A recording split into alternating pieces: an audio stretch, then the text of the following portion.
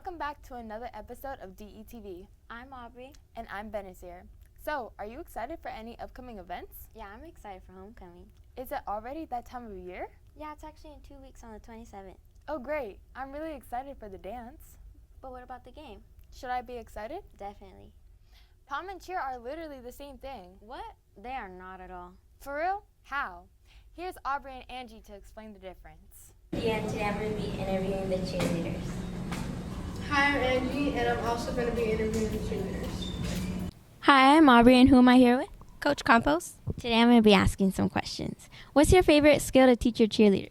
My favorite skill to teach our cheerleaders is things on how our sport pertains to their outside life once they leave high school, which includes communication skills, time management, responsibility, accountability, as well as teaching them how to bond within one another and stunting. Yeah.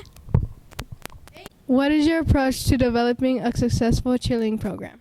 My approach to having a successful program would to be consistent with my rules and expectations with our program when it comes to our athletes and our coaches. Another thing I use to help us have a successful program is to make sure our athletes have good communication within one another and have strong bonds so that they're performing for their team versus as individuals. Hi, I'm here with Haley. Can you describe a typical practice session and what skills or routines you guys focus on? Well, we start off our practice by stretching, and then we go outside to run our mile. And then when we come inside, we focus on things like cheers, sidelines, our halftime routine, and then we focus heavily onto our stunting. Thank you. Hi, who am I here with? Stacy Martinez. A lot of people confuse the sports pom and cheer together. What are some of the main differences? Cheer focuses on crowd engagement through stunting, tumbling, and by doing cheers. Yes. Yeah. Hi, who am I here with? I'm Lauren.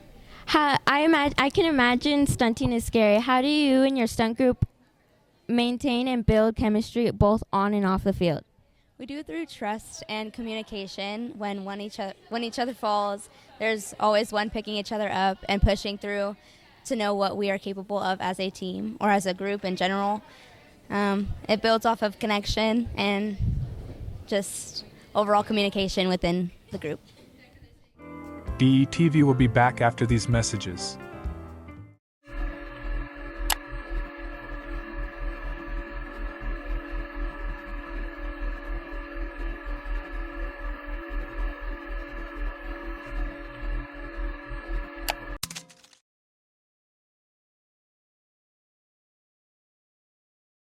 So, you don't want to end up like that guy? Well, then I would like to share some information about computer safety with you. But I don't have much time for this, so I'll make it quick. Sometimes, when you may be trying to download something online, you may stumble upon a site with several advertisements pretending to be download buttons, and you may be unsure of which is the button for the thing you're actually trying to download. So my first tip is that you should browse the internet with an ad blocker, as it will block these malicious ads attempting to steal your data, and will generally improve your browsing experience as a whole. I'll leave some ad blockers I recommend on screen for a little bit. Next, let's say you're reading a news article, and it talks about how a piece of software has a vulnerability. If you didn't keep this piece of software up to date, you may be in trouble. This is why I recommend to keep your software up to date, as it makes it harder for bad actors to exploit vulnerabilities in software you use, as it's very likely that these are patched in the newest version. Lastly, you should just scan your computer with an antivirus program from time to time, as you may have downloaded malware that hasn't yet presented itself. But that's all from me. Stay safe out there.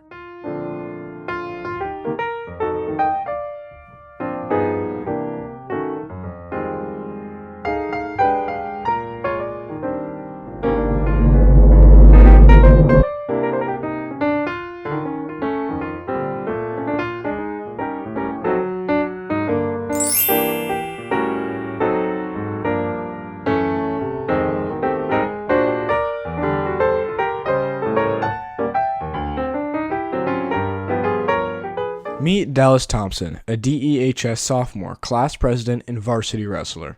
He wants to be an attorney and holds himself to high academic standards so he can achieve his goal.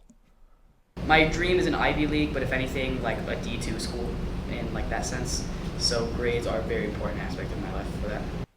Dallas says the late work window cutback is already affecting his grades, which are slipping 1 to 2%. It's not much yet, but concerning for somebody with his career plans. Just because of the shorter deadline, I'm a lot more in my room just doing homework and kind of isolated when I could be spending more time with my family or friends, even just making memories rather than doing homework. For Dallas, it means dealing with much more stress. His tools to cope? Using RTI time strategically and more bargaining with teachers when he's in a bind. Geometry teacher Mr. Barat says wiggle room is possible sometimes, but overall he's happy with this change. For some reason, both the students and the parents aren't all that serious about completing all the work that is expected. That's a problem. Mr. Barat says kids who do homework will do it no matter what. For subjects like math, practice and homework is important because one thing builds on the next. However, he says too many parents and students don't get that, and he thinks he knows why. Lazy. Unequivocally lazy, and their parents don't support their education. What I mean by that is they're not coming after their kids. They're not coming after the kids to be in school. They're not coming after the kids generally to do their work at home. They're not checking in with me after I've sent emails to say things aren't getting done, and I worry about my student. It wasn't like this a long time ago. For high-achieving students such as Dallas, laziness isn't an issue. What he does know is his best plan for now is being more proactive. Because now I have to submit and work faster, which can sometimes lead to lesser quality for certain questions. Mr. Baratz blames COVID-era adjustments to some extent and says those adjustments have to change now, so students can benefit and grow from more structure and commitment in the classroom again. Liam Vandiver, DET. Hello, I am Keegan Everett. I'm going to show you how to do a stop motion. It could be anything, like a story, a game, a race, a fighting, or like anything. Unless it's cool and nice.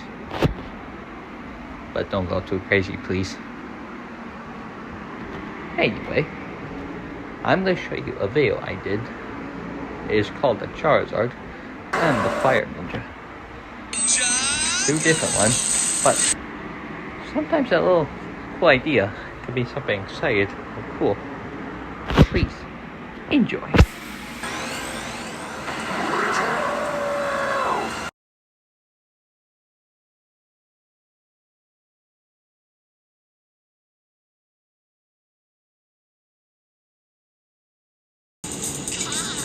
Master of Fire, the Charizard!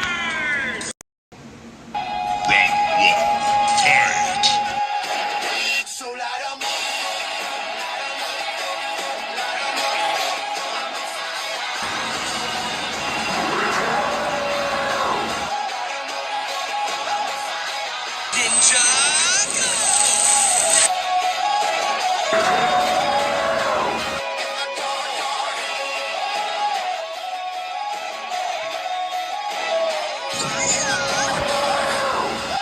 Hey Lonnie.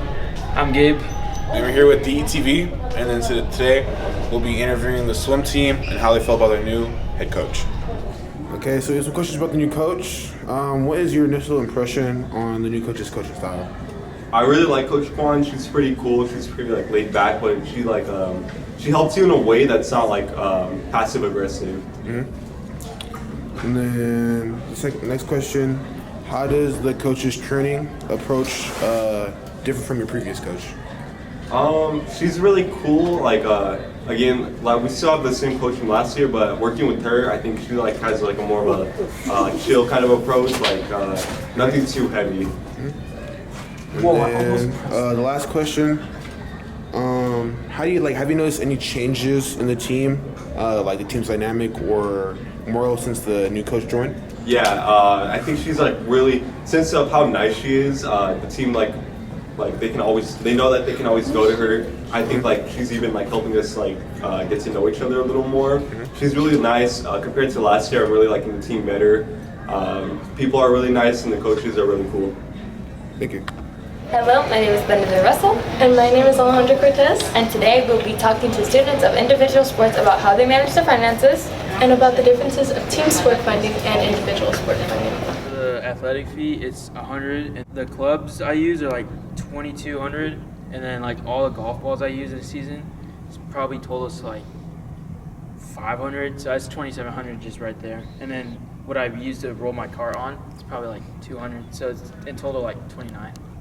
Swimming fee for the school is like $100, and then my personal goggles are $70, and the suit's like $40. Caps about $5. School caps are provided. Suits can be from like $30 to like $50, depending on it. I fund these expenses by me working.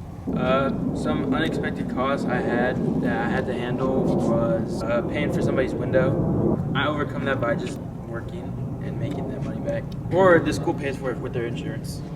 So like sometimes your caps will break just in the middle of nowhere. And you know, if it's your own cap, you gotta buy another one. Sometimes your goggles will break even, and then you have to buy a new pair. Yeah, basically what he said. Sometimes caps break, depending on the kind. The nose piece on goggles can break sometimes.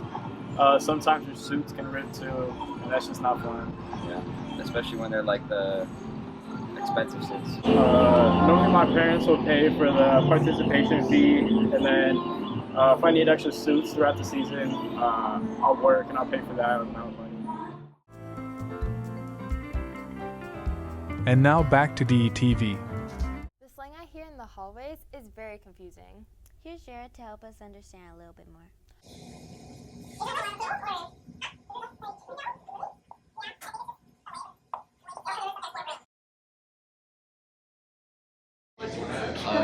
By any chance, do you know what Riz means? No. Like first impression, what do you think it means? Like a candy. Pretty far off. Yeah. So basically, Riz means like when you have game to attract the opposite gender. Oh, I'm not. So like what I have. Yeah, of course. Got it. What's your first impression of the word, or of the saying, you ate? You ate? Yeah. That means that you just had lunch or dinner or breakfast or a snack. What about in terms of slang? I don't know. Care to explain it, Tiana? What does eat? You ate means like, do you know what slay means? Yeah, so it's pretty much like slay, like, oh, you ate. Could you use that in a sentence? So I would say that Tiana here ate. That was perfect. That's good. Tiana ate. Dressed well. Yeah, it's perfect. It's like a verb. Yeah. Okay. Are you ready? Yep. So, Miss Jenny. Yes. What is your knowledge on the word, on the slang tea? Oh, it's just drama. Information, right? Okay. Could you use that in sentences? Oh, you did not hear the tea today? That's good. You got it down. This was Teaching DE Teacher Some Slang. Thank you, DE. That's all for this week's DETV. We'll see you on the next one. Bye.